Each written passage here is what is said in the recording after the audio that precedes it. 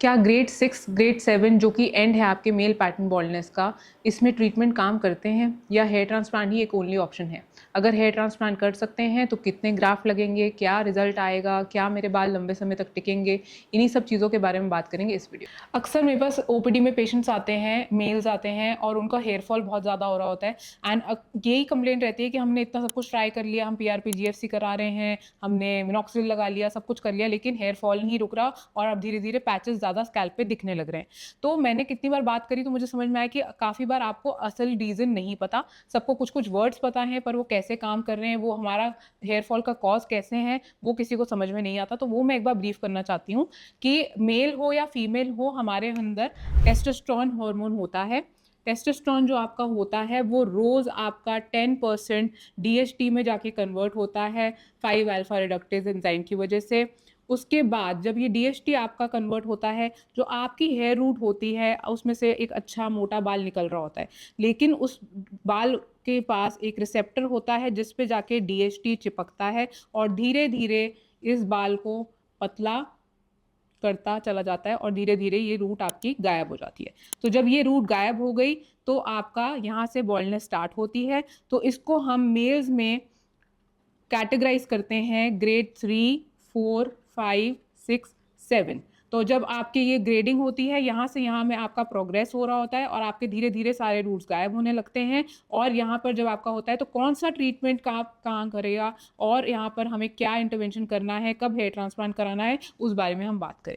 इस टाइप की कंडीशन को आप ग्रेड 6 या 7 दोनों में से ग्रेड कर सकते हैं, क्योंकि इस कंडीशन में आपका नियरली सिर्फ डोनर एरिया जो उसमें डीएचटी काम नहीं करता, सिर्फ उतना एरिया रह जाता है। अब डोनर किस टाइप का होगा वो हमें नहीं पता, वो असेसमेंट पे बता सकते हैं।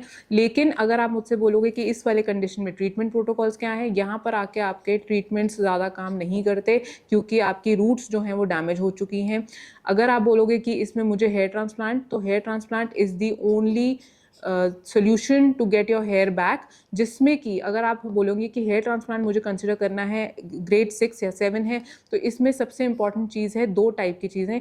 एक तो पहले आपकी एज क्या है, क्योंकि एज के हिसाब से हम प्लान कर सकते हैं कि हमें किस चीज़ को प्रायोरिटी रखना है, यानी कि हेयर लाइन कितनी डेंस रखनी है या ओवरऑल डेंसिटी देनी है, या फिर आपका फेस स्ट्रक्चर कैसा है, तो वो हमारे लिए इंपॉर्टेंट रहेगा। उससे हम आपके ग्राफ्ट की एस्टिमेशन लगा सकते हैं। हेयर ट्रांसप्लांट के लिए दूसरी जो चीज़ रहेगी इंपॉर्टेंट, वो वही जो मैंने आपको कहा कि डोनर एरिया कितने ग्राफ्ट दे सकता है।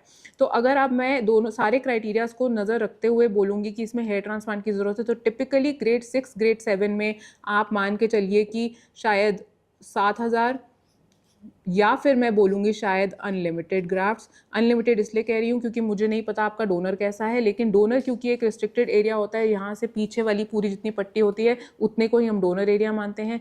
अनलिमिटेड इसलिए कहते हैं क्योंकि अगर आप यंग हैं तो प्रॉबली हमें हेयर लाइन थोड़ी सी नीचे रखनी होगी। अगर आप बोलेंगे कि नहीं मैं एज 45-50 है, मेरे लिए ऐसा इंपॉर्टेंट नहीं है, तो हम हेयर लाइन को थोड़ा सा ऊपर ले जा सकते हैं। आपके टेम्पल्स करेक्ट करने हैं कि नहीं करने, वो हमारी चॉइस रहती है।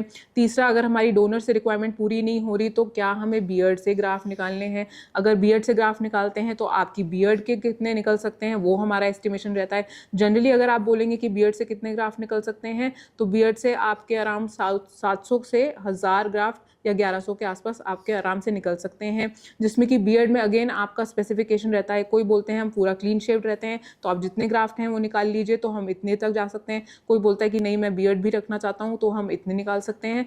और ये क्योंकि एफयूई टेक्निक का इस्तेमाल करते हुए निकाले जाते हैं, इसलिए बियर्ड पैची नहीं होती और बियर्ड भी आपकी उतनी हेल्दी रहती है।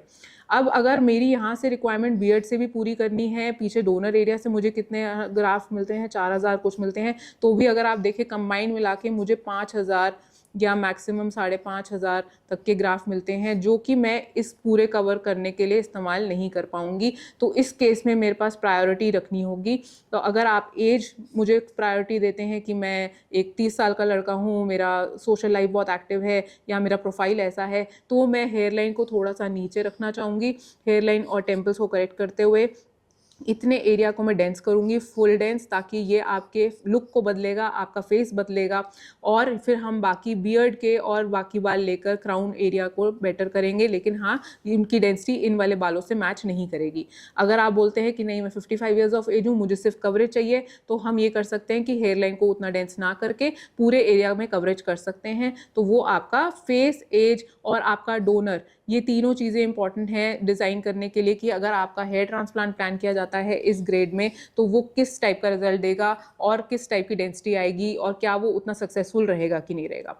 अगर आप बोलते हैं कि अब मैंने हेयर ट्रांसप्लांट करा लिया ग्रेड 6, ग्रेड 7 में, तो मेरे लिए ट्रीटमेंट ऑप्शंस क्या हैं? तो हेयर ट्रांसप्लांट कराने के बाद डेफिनेटली आपका, जैसे कि हमने बात करी, PRP आप करा सकते हो, GFC आप करा सकते हो, हेयर एक्सोसोम्स, QR678 और साथ में स्टेम सेल थेरेपी, ये सारे ऑप्शंस आपके लिए खुल जाते हैं। लेकिन ये सारे जितने भी ट्रीटमेंट्स हैं सिर्फ इन बालों की डेंसिटी इंप्रूवमेंट के लिए यूज़ के रह जाएंगे। इन पे फेनिस्ट्राइड का कोई रोल नहीं है।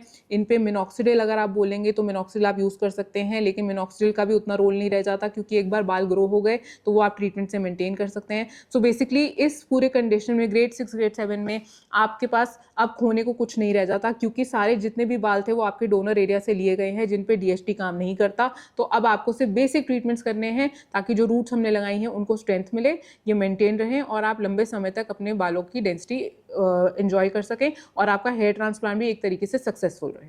अगर आपको भी लगता है कि आपकी स्कैल्प कंडीशन सिमिलर है और आपको भी इवैल्यूएशन की ज़रूरत है समझने के लिए कि मेरे लिए कौन सा ट्रीटमेंट सही रहेगा, मैं हेयर ट्रांसप्लांट का कैंडिडेट हूँ या नहीं, तो आप हमसे कनेक्ट कर सकते हैं। ऐसी और इन्फॉर्मेटिव वीडियोज़ के लिए आप हमारे YouTube चैनल DMC ट्राइकोलॉजी को सब्सक्राइब कर सकते हैं।